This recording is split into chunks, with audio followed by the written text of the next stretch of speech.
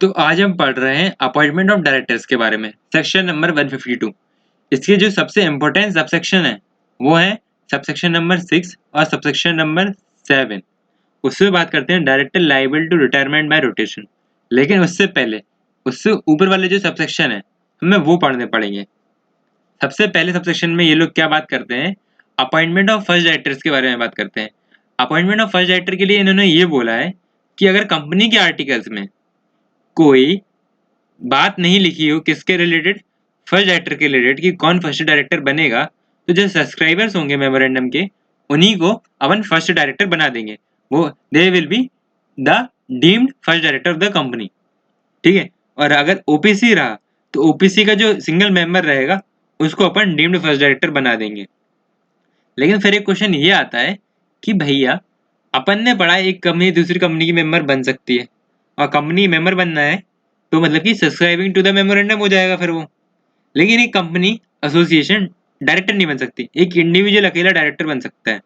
तो उस केस में जब आर्टिकल्स फर्स्ट डायरेक्टर के बारे में कुछ बोल नहीं रहे होंगे तब क्या एक कंपनी डायरेक्टर बन सकती है सिर्फ इसलिए कि वो उस कंपनी के मेंबर है, उसने मेमोरेंडम को सब्सक्राइब करा है? तो उसका आंसर है नहीं। एक कॉर्पोरेट, एक बॉडी ऑफ एसोसिएशन एसोसिएशन वो सब्सक्राइबर होने पर भी डायरेक्टर नहीं बन सकती, सिर्फ एक इंडिविजुअली डायरेक्टर बन सकता है। अब बात आती है कि ये लोग फर्स्ट डायरेक्टर है, फर्स्ट डायरेक्टर जो बनेंगे वो कब तक ऑफिस होल्ड करेंगे, तो फर्स्ट एजीएम तक ऑफिस होल्ड करेंगे ये लोग अपना। ठीक है ना। अब इसके बाद आता है अपॉइंटमेंट ऑफ सब्सिक्वेंट डायरेक्टर्स। अब इसमें ये लोग क्या बोलते हैं कि सारे director, every director shall be appointed by company in general meeting. सारे डायरेक्टर को अपन जनरल मीटिंग में अपॉइंट करेंगे except where the companies act expressly provides some other procedure for appointment of directors. इसका मतलब क्या हुआ, सारे डायरेक्टर को अपन को जनरल मीटिंग में ही अपॉइंट करना है, लेकिन अगर कंपनीज एक्ट किसी और डायरेक्टर के लिए कोई स्पेसिफिक प्रोसीजर बताती है तो हमें वो स्पेसिफिक प्रोसीजर फॉलो करना पड़ेगा। ऐसा स्पेसिफिक प्रोसीजर किसी और के लिए बताया गया है? हाँ बिल्कुल बताया गया है। जैसे एडिशनल डायरेक्टर, अल्टरनेट डायरेक्टर, इनको बोर्ड ऑफ डायरेक्टर अपॉइंट कर सकते हैं, तो उनके लिए अलग प्रोविजन है, तो अपन उनके लिए वैसा ही फॉलो करेंगे रूल। ठीक है ना। अब इसके बाद अदर रिक्वायरमेंट बताई गई है। अब अदर रिक्वायरमेंट में क्या है, एक इंसान को, इंडिविजुअल को डायरेक्टर बनने के लिए 3 चीजों की जरूरत है मेन इस सेक्शन के हिसाब से। वो कौन कौन सी? डिन, डिक्लेरेशन, रिटन कंसेंट। डिन, डिक्लेरेशन और रिटन कंसेंट। डिन मतलब क्या होता है, डायरेक्टर आइडेंटिफिकेशन नंबर। अगर एक पर्सन के पास डिन नहीं है तो वो डायरेक्टर नहीं बन सकता है। ठीक है ना। डिन लेते कैसे हैं उसकी प्रोसेस आगे आने वाले सेक्शनों में बात करी गई है। ठीक है, इस सेक्शन में नहीं दिया हुआ है ना। इसके बाद क्या है, डिक्लेरेशन। डिक्लेरेशन किस चीज की देनी पड़ेगी, जिसे डायरेक्टर बनना है उसे डिक्लेरेशन देनी पड़ेगी कि वो डिस्क्वालिफाइड नहीं है डायरेक्टर बनने के लिए। He is not disqualified to become a director under this act, उसे इसकी डिक्लेरेशन देनी पड़ेगी। और थर्ड क्या है, रिटन कंसेंट। अब रिटन कंसेंट में क्या देगा वो, रिटन कंसेंट में वो ये देगा कि अगर वो डायरेक्टर बन गया तो वो डायरेक्टर का ऑफिस होल्ड करेगा। मतलब उसकी इच्छा है डायरेक्टर बनने की और अगर उसे डायरेक्टर बना दिया जाए तो वो डायरेक्टर का ऑफिस होल्ड करेगा। ऐसे नहीं कि सिर्फ मजे में अपन ने उसको इलेक्ट कर लिया, वो कह लगा हम नहीं खेल रहे हैं, हमें नहीं बनना डायरेक्टर, ऐसा नहीं हो सकता। ठीक है ना। तो और ये वाली जो डिक्लेरेशन कंसेंट है उसे कब देनी है, on or before his appointment as a director in form DIR 2। ये जो उसे रिटन कंसेंट है वो DIR 2 में देनी है। कब देनी है, जब बना रहे हैं उसे या फिर उसके अपॉइंटमेंट से पहले। किस फॉर्म में, DIR 2 फॉर्म में। और जैसे DIR 2 का फॉर्म कंपनी को मिलेगा वो उस दिन से 30 दिन के अंदर रजिस्ट्रार के पास ये इन्फॉर्मेशन प्रोवाइड करेगी। किस फॉर्म में, DIR 12 फॉर्म में। ठीक है ना। एक सिंपल सा एग्जाम्पल है उसी चीज का, इसको अपन स्किप कर रहे हैं, आप आराम से पढ़ सकते हैं। ठीक है ना। अब रहा भाई एक्सप्लेनेटरी स्टेटमेंट वाला पॉइंट। इसमें 122(5) में क्या बोलता है कि भैया अगर आप इंडिपेंडेंट डायरेक्टर अपॉइंट कर रहे होगे जो, तो उसके लिए आपको नोटिस भेजना पड़ेगा मीटिंग का, उसमें एक्सप्लेनेटरी स्टेटमेंट रहेगा। एक्सप्लेनेटरी स्टेटमेंट में बोर्ड वालों को अपना ओपिनियन बताना पड़ेगा। बोर्ड को अपना ओपिनियन बताना पड़ेगा कि जिस पर्सन को इंडिपेंडेंट डायरेक्टर बना रहे हैं वो फुलफिल करता है condition specified in the act. ठीक है, बोर्ड के हिसाब से वो फुलफिल करता है कंडीशन, ये अपन को एक्सप्लेनेटरी स्टेटमेंट में बताना पड़ेगा। है ना। और अब ये वाली जो एक्सेप्शन क्या है इसका, जो रिटन कंसेंट की बात कर चल रही है, वो रिटन कंसेंट कब नहीं देनी पड़ेगी, जब गवर्नमेंट कंपनी हो, ठीक है ना। वैसे ही एग्जेम्पशन सेक्शन 8 कंपनी को भी दी गई है, और ये एग्जेम्पशन ये दोनों लोग तभी क्लेम कर पाएंगे जब उन्होंने ना तो फाइनेंशियल स्टेटमेंट सबमिट करने में डिफॉल्ट किया है, ना ही एनुअल रिटर्न सबमिट करने में डिफॉल्ट किया है। Am I clear to you? ठीक है, ये तो बहुत बेसिक बेसिक बात है, ये एग्जेम्पशन अपन बहुत टाइम से पढ़ते ही आ रहे हैं अभी तक तो, ठीक है। ज्यादा ऐसा कुछ नया नहीं था, ना ही ज्यादा कॉम्प्लिकेटेड था। अब उनको पढ़ना है सेक्शन नंबर 152 सब सेक्शन 6। ये इंपॉर्टेंट बात करता है, क्या बात करता है, ये इंपॉर्टेंट बात करता है, retirement of directors bye rotation. ये बड़ा सा पैराग्राफ है ना। अपन इसको एक सेंटेंस में समझेंगे, लेकिन एक सेंटेंस, वो सेंटेंस समझने से पहले अपन ये समझेंगे कि इसको लाया ही क्यों गया। कंपनीज एक्ट बनाने वाले किसी भी डायरेक्टर को परमानेंटली डायरेक्टर नहीं बनाना चाहते, क्योंकि अगर आप किसी ऑफिसर को, किसी भी एम्प्लॉय को परमानेंट कर लोगे, तो उसे मालूम है जब हमें यहाँ पे काम मिलना ही मिलना है, तो वो काम अपना अच्छे से नहीं करेगा, क्योंकि उसे तो कोई निकाल ही नहीं सकता, ठीक है। डायरेक्टर्स को भी निकाला जा सकता है रेजोल्यूशन पास करके, लेकिन एक ऑटोमेटिक वे भी होना चाहिए था, उनको इस चीज की नीड लगी, तो उन्होंने retirement of directors bye rotation बनाया। इसका एक सेंटेंस वो क्या है, इसको अपन समझने के लिए उन्होंने प्रोविजन बनाया कि पहली बात तो ये पब्लिक कंपनीज पे लगता है और डीम्ड पब्लिक कंपनीज पे लगता है। अब पब्लिक कंपनी तो हमें पता है, डीम्ड पब्लिक कंपनी क्या होती है, याद करो अपन ने पढ़ा है कि कोई प्राइवेट कंपनी जो सब्सिडरी है किसी पब्लिक कंपनी की, तो वो private company deemed public company बन जाएगी। तो ये प्रोविजन लगता है किस किस पे, पब्लिक कंपनी पे लगता है और डीम्ड पब्लिक कंपनी पे लगता है। इसमें क्या बोला है कि जो टोटल नंबर ऑफ डायरेक्टर्स रहेंगे पब्लिक कंपनी या डीम्ड पब्लिक कंपनी के, उन टोटल नंबर ऑफ डायरेक्टर्स में से हर एजीएम पे 2/3 not less than 2/3 of directors क्या हो जाएंगे, liable to retire by rotation हो जाएंगे। और उन्हीं 2/3 का 1/3 डायरेक्टर्स रिटायर हो जाएंगे रोटेशन से। आई बात समझ में? एक बार मैं फिर रिपीट करता हूँ, पब्लिक या डीम्ड पब्लिक कंपनी के टोटल डायरेक्टर्स के 2/3 डायरेक्टर्स हर एजीएम को लायबल हो जाएंगे टू रिटायर बाय रोटेशन, और उन्हीं टू थर्ड में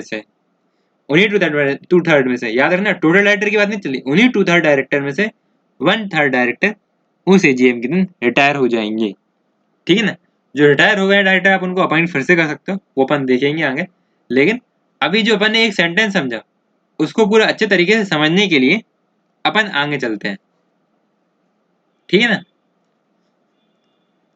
अब सबसे पहले बात करी गई, unless the articles provide for the retirement of all directors at every AGM, not less than 2/3 of the total directors of public companies shall present person be whose period of office is liable to determination by retirement of directors by rotation and save as otherwise expressly provided in the act be appointed by the company in general meeting।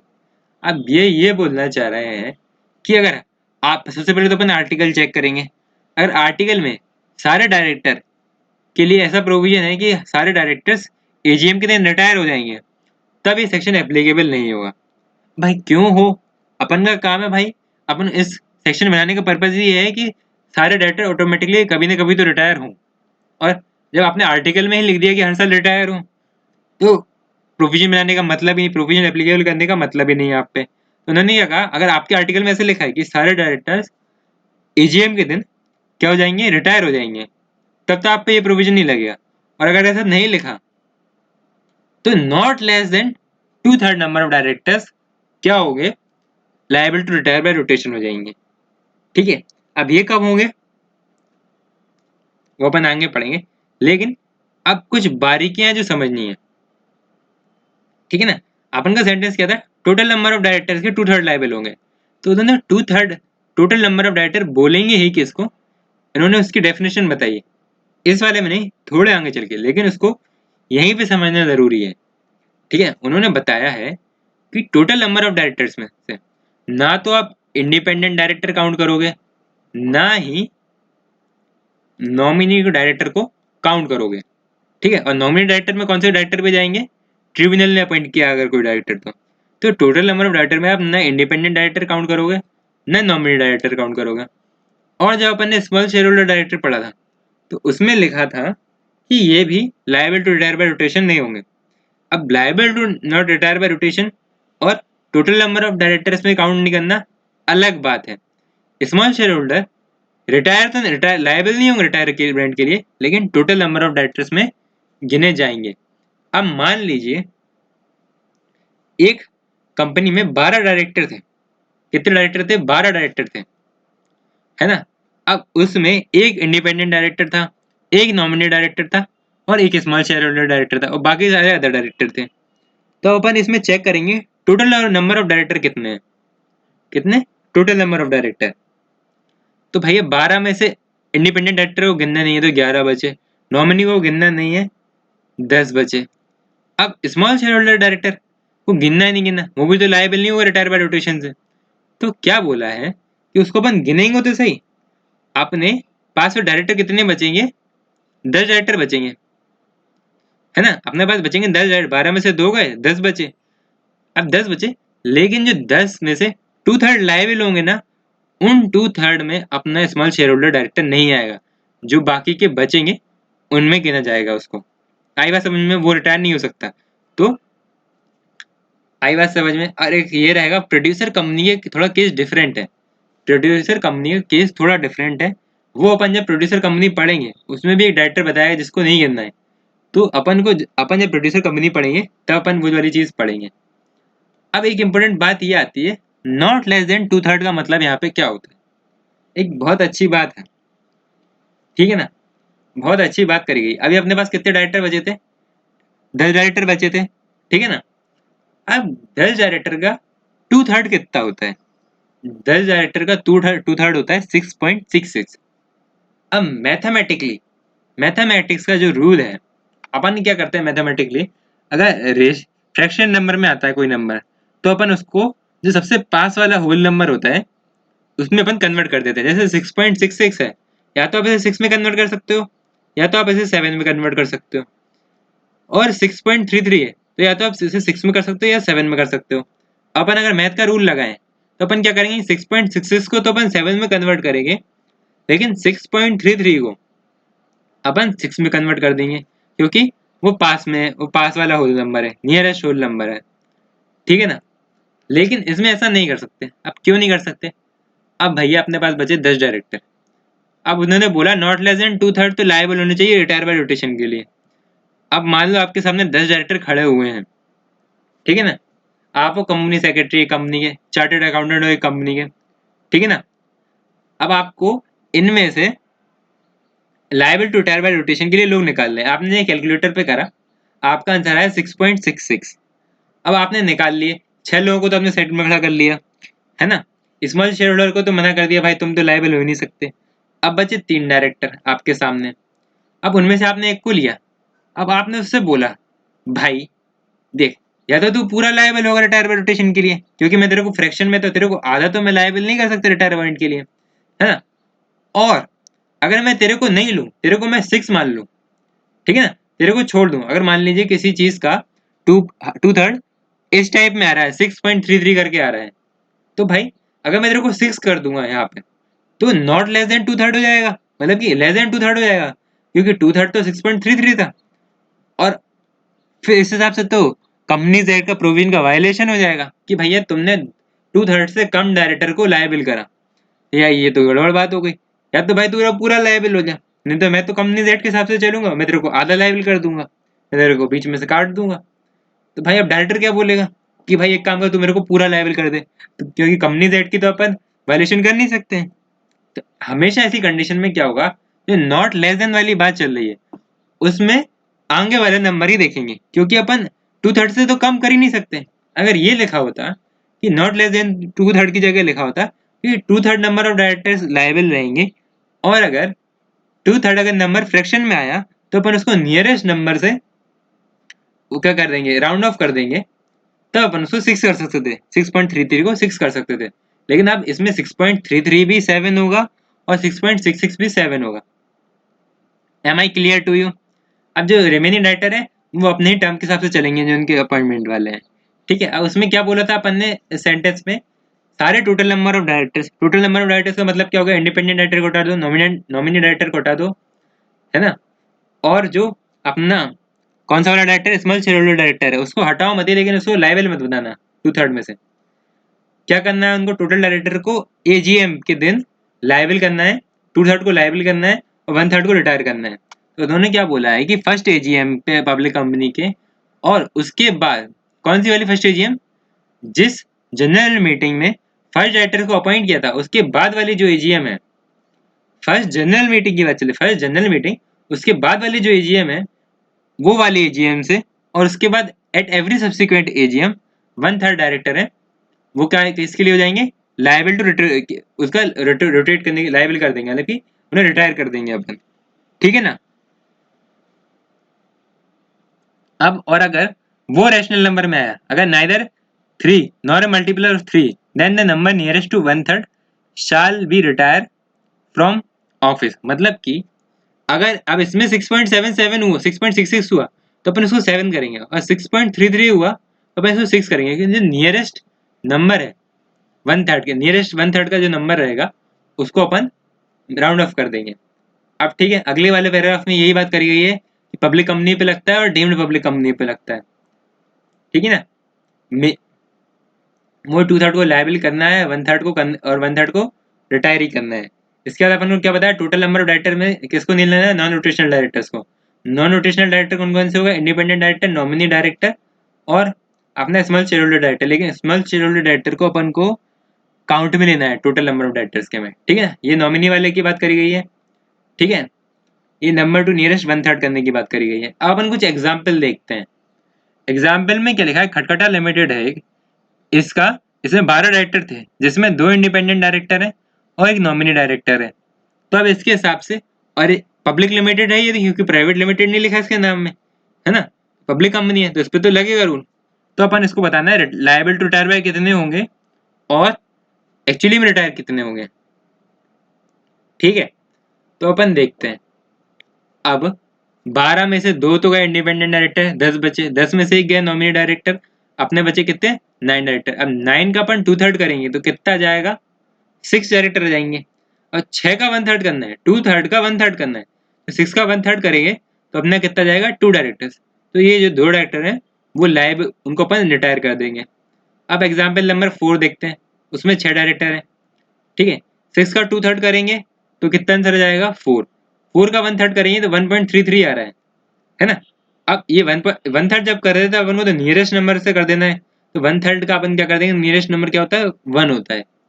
अब अगर 7 director होते हैं इसी company में, 7 का 2/3 कितना होता है, 4.7। अब अपन को नॉट लेस देन 4.7 करना है ना, 2/3 में नॉट लेस देन करना है, ठीक है ना। तो 4.7 से कम तो नहीं कर सकते, तो अपन उसको एक आगे वाला नंबर बता देंगे 5, ठीक है। और 5 का जब 1/3 करेंगे तो कितना आंसर आएगा, 1.67, और 1.67 का नियरेस्ट नंबर कौन सा हो जाएगा, 2। तो 2 डायरेक्टर अपन रिटायर कर देंगे। 6 में भी ऐसा ही है, उसका तो उन्होंने सॉल्यूशन भी नहीं दिया हुआ है, सिर्फ एग्जाम्पल बोला है कि इतने 9 डायरेक्टर हैं, इस हिसाब से आप कर लेना, ठीक है। तो आप एक करके देख लेना। अब इसके बाद क्या करा है कि ऐसे तो भैया फिर डायरेक्टर कौन सा वाला रिटायर होगा, है ना। सब जो ज़्यादा पावरफुल डायरेक्टर है वो कम पावरफुल डायरेक्टर को बोलेंगे भैया तू ही रिटायर हो जा, है ना, तू ही रिटायर हो जा। अपन ने, मैंने आपको बता दिया, उनको अपन रीअपॉइंट कर सकते हैं हल्के उसी ईजीएम में। तो भाई क्या होगा, अभी अपन ने रिटायर किया, उसको अपन ने रीअपॉइंट किया, अगले साल उसी को रिटायर के लिए लगा दिया, तो ऐसे तो बड़े वाले डायरेक्टर तो रिटायर ही नहीं हो रहे, ठीक है ना। तो उन्होंने क्या बोला, जिसका सबसे पहले, जो सबसे पहले ऑफिस में आया वो ही सबसे पहले जाएगा, ठीक है ना। तो सबसे पुराना वाला होगा उसको अपन पहले रिटायर करेंगे, फिर जो बचे लोग होंगे फिर वो पुराने हो जाएंगे। अब इस इंसान का रीअपॉइंटमेंट भी हो गया तो कोई और अब पुराना हो गया, तो ऐसे धीरे धीरे करके चेंज करके हर डायरेक्टर टाइप का नंबर आएगा, ठीक है ना। तो उन्होंने बताया कि who have been the longest in the office since the last appointment, है ना, उनको पहले रिटायर करेंगे, ठीक है। और अगर डायरेक्टर कैसे हो, सेम ही दिन अपॉइंट हुए, 2 डायरेक्टर सेम ही दिन अपॉइंट हुए, है ना। अब मान लो अपना जो कर करोगे कितना आया, अपना आंसर आया कि सिर्फ एक डायरेक्टर को लायबल है रिटायरमेंट में रोटेशन के लिए, है ना, मतलब एक डायरेक्टर रिटायर होने ही बना है, ठीक है। और अपने पास उसी डेट के अपॉइंटेड 2 डायरेक्टर हैं तो अपन उन दो में से किसको चूज करेंगे? तो उसका जवाब होगा कि भाई या तो भाई वो आपस में डिसाइड कर लें, उनमें म्यूचुअल अंडरस्टैंडिंग हो कि किसको इस बार रिटायर होना है ना, और कौन अगली बार रिटायर हो जाएगा, ठीक है। या फिर क्या करो, ड्रॉ ऑफ लॉट्स, मतलब कि एक चिट्ठी पे नाम लिख दो और अपन फिर ड्रॉ निकालेंगे, चिट्ठी पे निकाल के नाम निकालेंगे, जिसकी चिट आ जाएगी वो रिटायर हो जाएगा, ठीक है ना। अब इसमें यही बताया गया एजीएम में director retires as aforesaid the company में fill up the vacancy by appointing the retiring director और some other person thereto. अब उन्होंने क्या बोला, अगर डायरेक्टर रिटायर हुआ तो वैकेंसी तो आ गई। अब मान लो पब्लिक कंपनी में 3 डायरेक्टर रखने थे, आपके पास कितने बचे, 2 डायरेक्टर बचे, तो आपको वैकेंसी तो फिल करनी जरूरी है। तो आप उस जगह पे या तो उसी डायरेक्टर को रीअपॉइंट कर सकते हो, या फिर क्या कर सकते हो, किसी नए पर्सन को डायरेक्टर बना सकते हो। अब नए पर्सन को डायरेक्टर आप कैसे बनाओगे? नए पर्सन को डायरेक्टर बनाने के लिए जो प्रोविजंस है वो सेक्शन 160 में बात करी गई है, अपन वो वहां पे पढ़ेंगे। और इसी को अगर आपको बनाना है, वो कैसे बनेगा, रिटायरमेंट वाले को ही अपन को बनाना है, तो उसे कैसे बनाएंगे वो यहाँ पे बात करेंगे, ठीक है। अब इसमें पहले तो उन्होंने क्या बोला, अगर मिनिमम डायरेक्टर रिक्वायर्ड्स है ना, अगर मान लो अपन को 3 रखने थे, अपने पास 2 ही बचे, एजेंट को तो पक्का पक्का रखना ही है, तो आपको किसी न किसी को तो अपॉइंट करना ही पड़ेगा, ठीक है, चाहे नए को करो या पुराने को करो। और मान लो आपके पास 4 डायरेक्टर थे, उनमें से डायरेक्टर को अपन ने रिटायर कर दिया, तो अपने पास तो मिनिमम डायरेक्टर वाली जो कंडीशन है वो सेटिस्फाई हो रही है, तो अपन को जरूरी नहीं नया डायरेक्टर रखना ही पड़े। अगर कोई रिटायर हो गया तो हो गया, जरूरी नहीं किसी को अपन नया डायरेक्टर रखें, ठीक है ना। तो ये बात यहाँ पे कही गई हुई है, ठीक है। अब in case of AGM is not held on the due date, then the retirement of rotational directors can not be postponed. अब मान लो आपने एजीएम के दिन अपन को रिटायर करना था डायरेक्टर को, लेकिन अपन ने एजीएम नहीं करी, तो क्या डायरेक्टर का रिटायर होना भी पोस्टपोन हो जाएगा? तो उसका जवाब है नहीं, अपन को डायरेक्टर रिटायर करना ही पड़ेगा। नॉन रोटेशनल डायरेक्टर अपने हिसाब से काम करते ही चलेंगे, उनका तो चल ही रहा है, ठीक है ना। अब डीम्ड रीअपॉइंटमेंट की बात चल रही है। अब एक बात है, उन्होंने क्या बोला, आपने डायरेक्टर को रिटायर तो कर दिया, ठीक है। अब अगर आपने डायरेक्टर की वैकेंसी, मतलब कि if the vacancy of retiring director is not filled, अब आपने डायरेक्टर की वैकेंसी फिल नहीं करी, या फिर ये डिसाइड नहीं किया कि आप वैकेंसी फिल ही नहीं करेंगे, तो जो मीटिंग होगी ना वो अर्जेंट हो जाएगी। वो जो मीटिंग होगी ना अर्जेंट हो जाएगी। कब के लिए अर्जेंट हो जाएगी? Next day, next week, same day. मतलब कि अगर आज वेडनेसडे को एजीएम थी आपकी, आपने क्या करा, या तो अपने वैकेंसी फिल नहीं करी, या आपने ये डिसाइड नहीं करा कि हम वैकेंसी ही फिल नहीं करना चाहते, तो क्या होगा, वो मीटिंग अर्जेंट हो जाएगी। नेक्स्ट वीक सेम डे, इस वेडनेसडे को हुई एजीएम तो अगले वेडनेसडे को हो जाएगी। और अगर अगले वेडनेसडे को नेशनल हॉलीडे हुआ तो अगले दिन होगी। कौन सा अगले दिन होगी? जिस दिन नेशनल हॉलीडे नहीं होगा, ठीक है ना। और अर्जेंट मीटिंग में भी आप अगर कोई डायरेक्टर वैकेंसी फिल नहीं कर पाए, या फिर आपने ये नहीं सोचा कि भाई चलो नहीं कर रहे वैकेंसी फिल, ऐसा रेजोल्यूशन पास नहीं किया, तो जो डायरेक्टर रिटायर हुआ उसको अपन deem to have been reappointed मान लेंगे, उसको अपन डीम्ड रीअपॉइंटेड मान लेंगे। आई बात समझ में? अब जो डीम्ड रीअपॉइंटमेंट वाली सिचुएशन है, अपन डीम्ड रीअपॉइंटमेंट कब नहीं मानेंगे उसकी बात समझते हैं, ठीक है ना। डीम्ड रीअपॉइंटमेंट कब मानना है? जब आपने क्या करा, या तो भाई वैकेंसी फिल नहीं करी और आपने ये भी डिसाइड नहीं करा कि हम वैकेंसी फिल नहीं करेंगे, ठीक है ना। तब अपन को तो अपन अर्जेंट मीटिंग में रीअपॉइंटेड मान लेंगे उसको के बाद, ठीक है ना।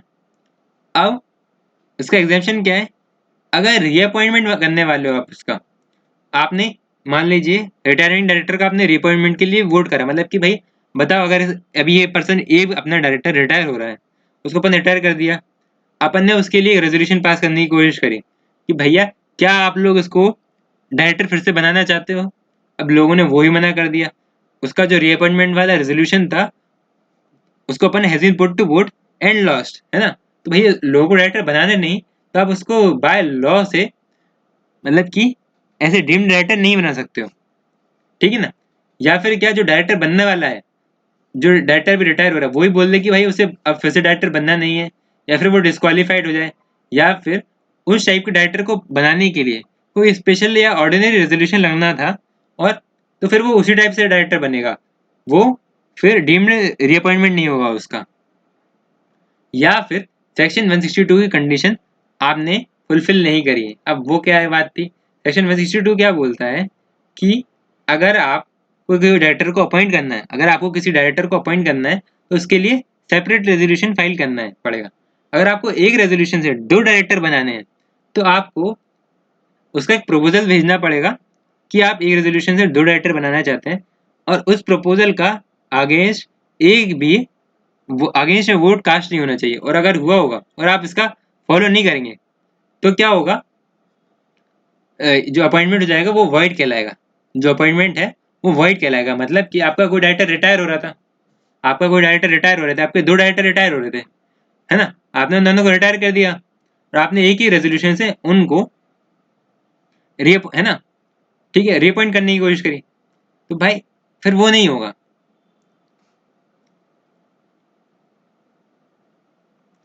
ठीक है, अब इसके बाद एग्जामेशन क्या है अपनी 152(6), 152(7) से एग्जामेशन है। किन किन कंपनियों का, गवर्नमेंट कंपनी जो एक लिस्टेड कंपनी नहीं है जिनमें कम से कम 51% कौन होल्ड करता है paid share capital, central government, state government या गवर्नमेंट या स्टेट, सेंट्रल गवर्नमेंट या स्टेट गवर्नमेंट मिलके, ठीक है। और सब्सिडरी जो गवर्नमेंट कंपनी की सब्सिडरी है उस पर भी एप्लीकेबल नहीं होगा, ठीक है। और ये एग्जेप्शन वो लोग कभी कब क्लेम कर पाएंगे, जब उन्होंने कोई डिफॉल्ट नहीं करा फाइनेंशियल स्टेटमेंट फाइल करने में अकॉर्डिंग टू सेक्शन 137 और annual return under one section 32 O one section 92। I hope आपको ये क्लियर होगा। कोई डाउट हो तो आप कमेंट बॉक्स में बता सकते हैं। Thank you.